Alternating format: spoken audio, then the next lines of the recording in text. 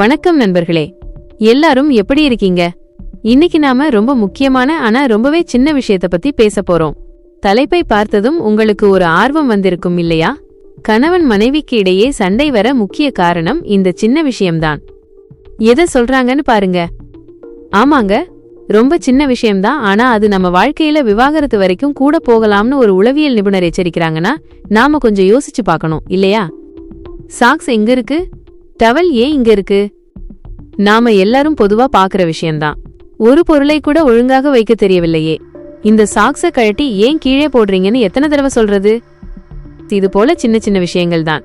காதல் திருமணமாக இருந்தாலும் சரி, பெற்றோர் பார்த்து வச்ச திருமணமாக இருந்தாலும் சரி, ரெண்டு பேரும் ஒரே இடத்துல வாழ ஆரம்பிக்கும் போது இந்த சின்ன பழக்கத்துக்கு மாறுறது கஷ்டமா இருக்கும். ஆனா சென்னை கிளினிக்கல் சைக்காலஜிஸ்ட் டாக்டர் வந்தனா என்ன சொல்றாங்கன்னா, இந்த மாதிரி சின்ன சின்ன விஷயங்கள்ல மாறாம இருந்தா அது படிப்படியா பெரிய கோடுகளா மாறி கடைசியில விவாகரத்து வரைக்கும் கூட போகலான்னு சொல்றாங்க. சின்ன விஷயம் எப்படி பெரிய விரிசல் ஆகுது?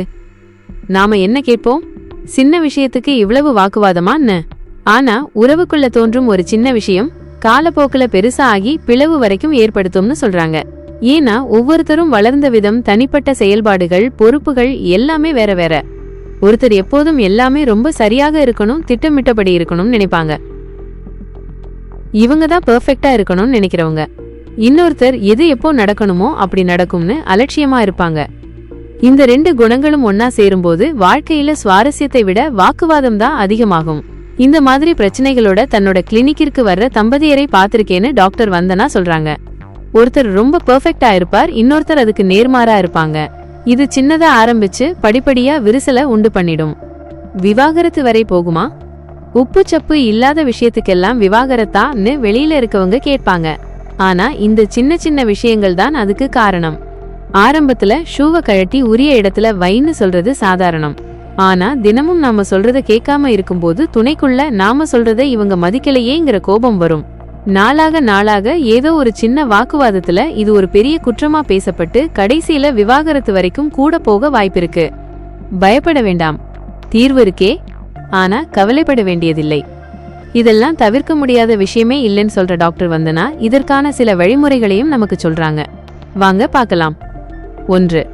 உங்கள் துணையின் நடத்தையை புரிந்து கொள்ளுங்கள். காதல் திருமணமாகட்டும், நிச்சயிக்கப்பட்ட திருமணமாகட்டும், முதல்ல நீங்க ஒன்னு புரிஞ்சுக்கணும். நீங்க வளர்ந்த விதம் வேறு, உங்க துணை வளர்ந்த விதம் வேறு. இப்போ ரெண்டு பேரும் ஒன்னா வாழும்போது மற்றவங்களோட வாழ்க்கை முறைக்கு பழகிறதுக்கு கொஞ்சம் காலம் தேவைப்படும். அது வரைக்கும் பொறுமையா இருங்க. பிடிக்காத விஷயத்த பத்தி அன்பா எடுத்து சொல்லுங்க. துணையோட தயக்கத்தை புரிஞ்சுக்கோங்க. 2. அன்றாட சின்ன விஷயங்களில் கவனம் செலுத்துங்கள். துணை டவலை அப்படியே படுக்கை மேல வீசிட்டு போறாங்களா? சமையலறை பொருட்கள் ஆங்காங்கே இருக்கா? தலைமுடியை சீவி குப்பை தொட்டியில போடாம சுழல விடுறாங்களா? இந்த மாதிரி சின்ன சின்ன விஷயங்களை நீங்களே மாத்திக்கிறது ரொம்ப முக்கியம். அதே சமயம் உங்க துணையிடம் இந்த பிரச்சனையை கண்டால் வாக்குவாதத்தின் போது கோபமா பேசாம சாதாரண நேரத்துல மென்மையா பேசுங்க. டவலை காய வைக்க சொல்லுங்க, பொருட்களை அடுக்கி வைக்க சொல்லுங்க. இது செய்யும் போது நம்ம துணைக்கு இது பிடிக்கலங்கிற உணர்வு அவங்களுக்கு அவங்களே மாத்திக்கிடுவாங்க. இதை செய்யாம விட்டா வாக்குவாதத்துல இது கூட செய்ய தெரியலையான்னு பேச ஆரம்பிச்சு உறவு விரிசலாயிடும். 3. இருவரும் இணைந்து திட்டமிடுங்கள். கணவன் மனைவி ரெண்டு பேருமே வேலைக்கு போறீங்களா? அப்போ வார இறுதி நாட்கள்ல அடுத்த வாரத்துக்கான வேலைகளை திட்டமிட்டு பகிர்ந்து முடிச்சிடுங்க. சாக்ஸ் இல்லை, மளிகை இல்லை, கேஸ் சிலிண்டர் புக் பண்ணலன்னு சின்ன சின்ன விஷயங்கள் கூட நீ செய்ய வேண்டியது தானே மாத்தி மாத்தி குற்றம் சொல்றதுக்கு இந்த திட்டமிடல் தடுக்கும். இது சின்ன விஷயமா தோன்றினாலும் பெருசாகும் போது உறவுல விரிசலை ஏற்படுத்தும். இணைந்து செயல்படுவதால் என்ன நன்மை? வேலைகளை பிரிச்சு செய்யறதால சுமை குறையும், போதுமான ஓய்வு கிடைக்கும். கரண்ட் பில், கேஸ் புக் பண்றது, மளிகை வாங்குறதுன்னு எல்லா வேலையும் பிரிச்சுக்கலாம். ஒருத்தர் மறந்தாலும் இன்னொருத்தர் நினைவுபடுத்துவாங்க. இது ஆதரவா இருக்கும். துணை மேல அன்பும் நம்பிக்கையும் அதிகரிக்கும். குழந்தைகளுக்கும் நல்லது. கணவன் மனைவி ரெண்டு பேரும் சின்ன சின்ன விஷயங்கள்ல கூட புரிதலோட பெர்ஃபெக்ட்டா இருந்தா அதை பார்த்து வளரும் குழந்தைகளுக்கும் அது ரொம்ப நல்லது. பெற்றோர்கள் தான் குழந்தைகளுக்கு ரோல் மாடல்ஸ். அதனால உங்க குழந்தைகள் சரியான வழியில வளருவாங்க. அதனால நண்பர்களே, சின்ன விஷயம்தானே போக போக சரியாகிடும்னு நினைக்காதீங்க. உங்களுக்கு பிடிக்காத விஷயங்களை அந்தந்த நேரத்துல கோபப்படாம அன்புடனும் பொறுமையுடனும் உங்க துணைக்கிட்ட பேசி புரிய வச்சிடுங்க. அப்படி செஞ்சாலே போதும். பெரும்பாலான பிரச்சனைகளை நம்மால சாதாரணமாகவே சமாளிச்சிட முடியும்.